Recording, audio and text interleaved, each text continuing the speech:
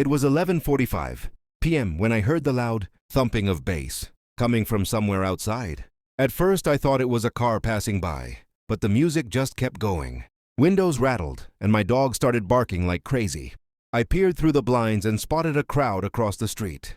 On Karen's front lawn, Karen, the self-proclaimed HOA enforcer, was out there laughing with her guests, drinks in hand, while the music blasted from a massive speaker. I shook my head.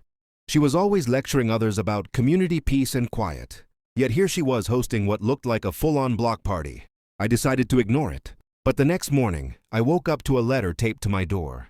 It read, "Notice of violation, noise complaint filed by neighbor. You are in violation of HOA. Regulations regarding excessive noise after 10 p.m. I couldn't believe it. She had reported me. The letter even had her signature at the bottom. I laughed out loud, but then the frustration set in.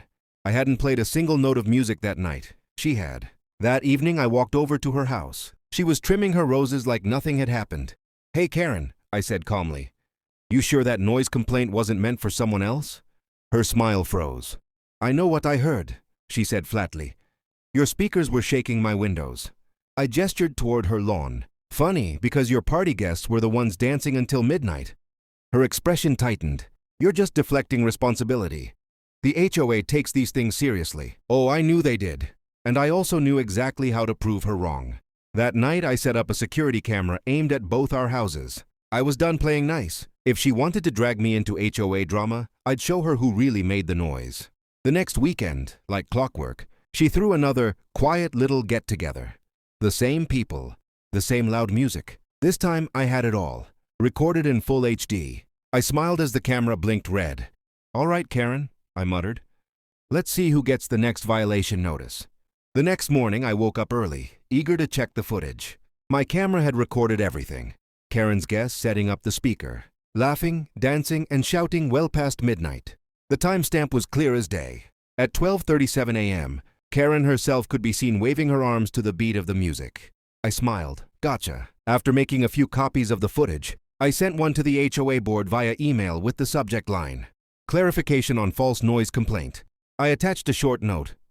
"Please review the attached video. I believe there's been a misunderstanding regarding who's been creating noise disturbances."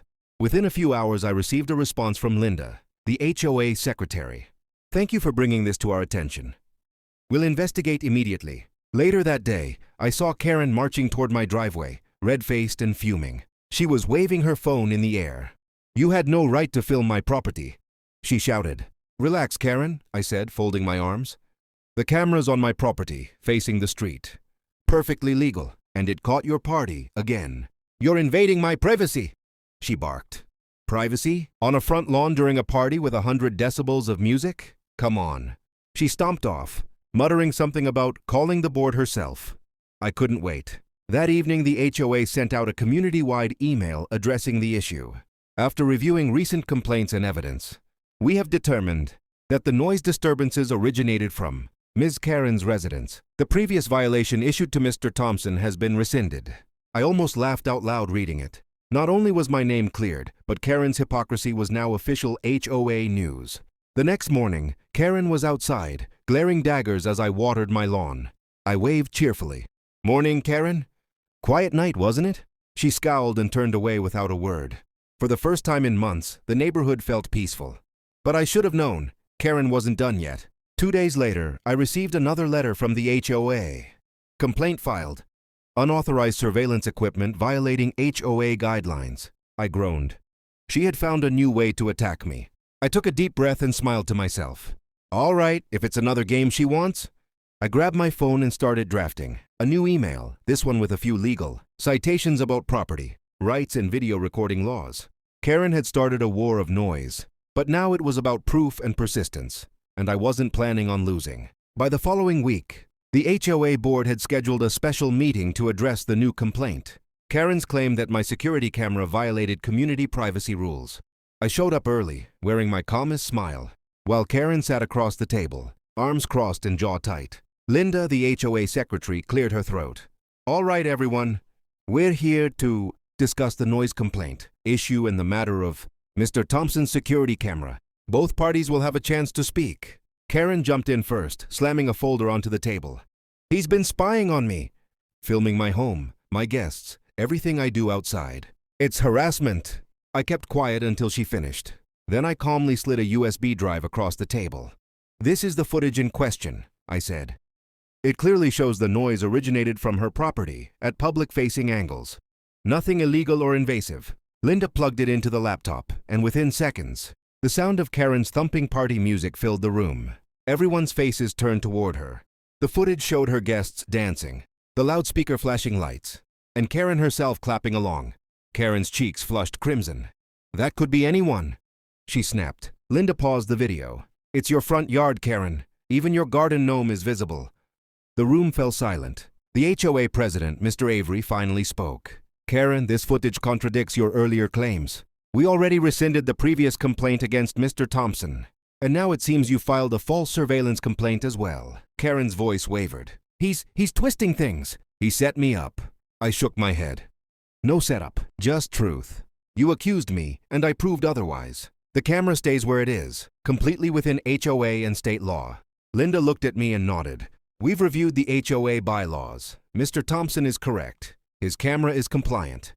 Case closed. Karen sat frozen, speechless for once. Then she stood up abruptly. You people are all against me. This community used to have standards. She stormed out of the meeting, slamming the door so hard the frame shook. The room exhaled in unison. Mr. Avery turned to me. Sorry you had to go through that, Thompson. We'll be reviewing Karen's behavior with the board. I smiled. No worries. I'm just glad the truth's out. As I left, I noticed Karen outside, pacing furiously on her lawn, her phone glued to her ear. I could already guess. Another complaint, another battle brewing. Little did she know, I had one more surprise planned. Something that would end her noise and her nuisance, once and for all. After the HOA hearing, Karen went strangely quiet for a few days. No loud parties, no letters taped to my door, no passive-aggressive glares over the fence. I almost started to think she'd learned her lesson. Almost. That illusion shattered on Friday evening when a delivery truck pulled up in front of her house. The driver unloaded 2 giant speakers, the kind used for outdoor concerts. My jaw dropped. Karen stood on her porch, supervising proudly, clipboard in hand. Oh, you've got to be kidding me, I muttered. Sure enough, the next night, the thumping music returned, 10 times louder than before. My windows vibrated, my porch lights flickered, and my poor dog hid under the couch. I could even hear her guests shouting over the bass. But this time, I didn't grab my phone or camera. I smiled instead, because I already had a plan. 2 days earlier, after the HOA hearing, I'd spoken with Officer Miller, a local police liaison who handled community noise complaints.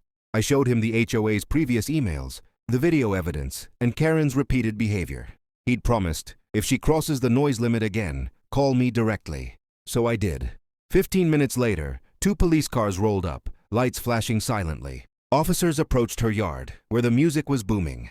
I watched from my porch as they spoke to Karen, who immediately started gesturing toward my house, her usual routine. But this time the officers didn't buy it. They pointed to the massive speakers, still shaking the ground. Within minutes, they issued her a citation for public disturbance and ordered the party shut down.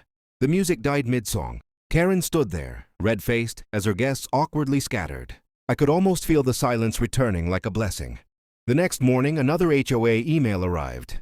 Effective immediately. Ms. Karen is placed on probation for repeated community violations. Future infractions will result in suspension of HOA privileges. It was the sweetest message I'd ever read. Later that afternoon, I walked past her house. The once loud speakers were gone, and her yard sat eerily quiet. Karen was outside, pretending to prune her flowers, avoiding eye contact. I gave her a friendly wave. Hey, Karen, enjoying the peace and quiet? She didn't answer, just turned and went inside, slamming her door. For the first time in months, the neighborhood was calm. No more noise, no more complaints, just the peaceful sound of birds and wind through the trees. And that night, as I sat on my porch sipping coffee, I smiled. HOA Karen had finally learned what quiet hours really meant.